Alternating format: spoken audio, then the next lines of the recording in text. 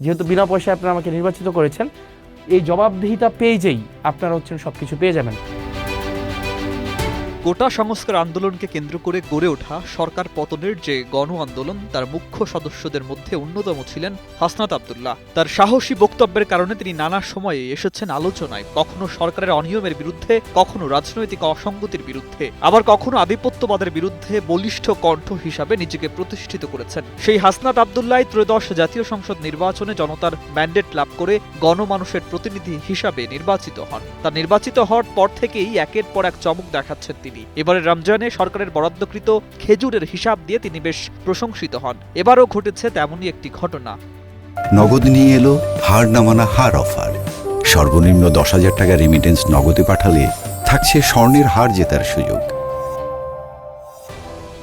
পবিত্র ঈদুল ফিতর উপলক্ষে সরকারি বরাদ্দের 10 লাখ টাকা ব্যয়ের সম্পূর্ণ হিসাব প্রকাশ করে নতুন এক দৃষ্টান্ত স্থাপন করেছেন এই নতুন সংসদ সদস্য। মঙ্গলবার রাতে নিজের সামাজিক যোগাযোগ মাধ্যমে দেয়া এক পোস্টে তিনি বিস্তারিত তালিকা তুলে ধরেন, যেখানে প্রতিটি টাকার হিসাব জনসম্মুখে উন্মুক্ত করা হয়েছে। সাধারণত এমন বরাদ্দের ক্ষেত্রে যেখানে অস্বচ্ছতা ও প্রশ্ন ওঠে, সেখানে তিনি নিজেই এগিয়ে এসে স্বচ্ছতার বার্তা দিয়েছেন।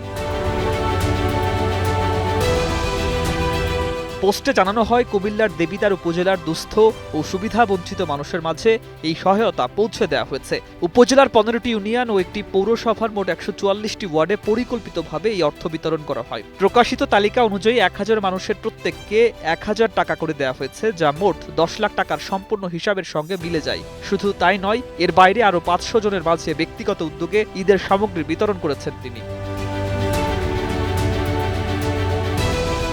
স্বচ্ছতা নিশ্চিত করতে প্রকাশিত তালিকায় প্রতিটি উপকারভোগীর তথ্য সংযুক্ত করা হয়েছে, তবে ব্যক্তিগত গোপনীয়তা রক্ষার্থে জাতীয় পরিচয়পত্র নম্বর ও মোবাইল নম্বর আংশিক গোপন রাখা হয়েছে। একই সঙ্গে প্রশাসনিক প্রয়োজনে যেন তথ্য যাচাই করা যায়, সেই সুযোগও রাখা হয়েছে। এই ধরনের উদ্যোগ সাধারণত মানুষের মাঝে আস্থা তৈরি করছে এবং সরকারি অর্থ ব্যবহারের ক্ষেত্রে একটি নতুন মানদণ্ড তৈরি করেছে।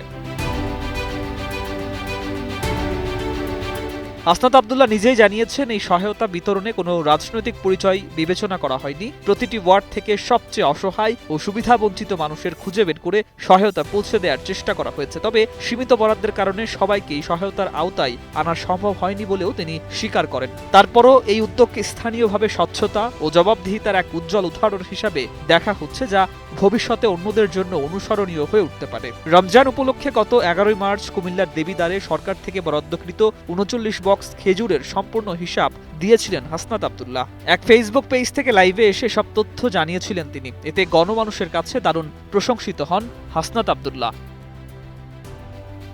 News desk, 21 television.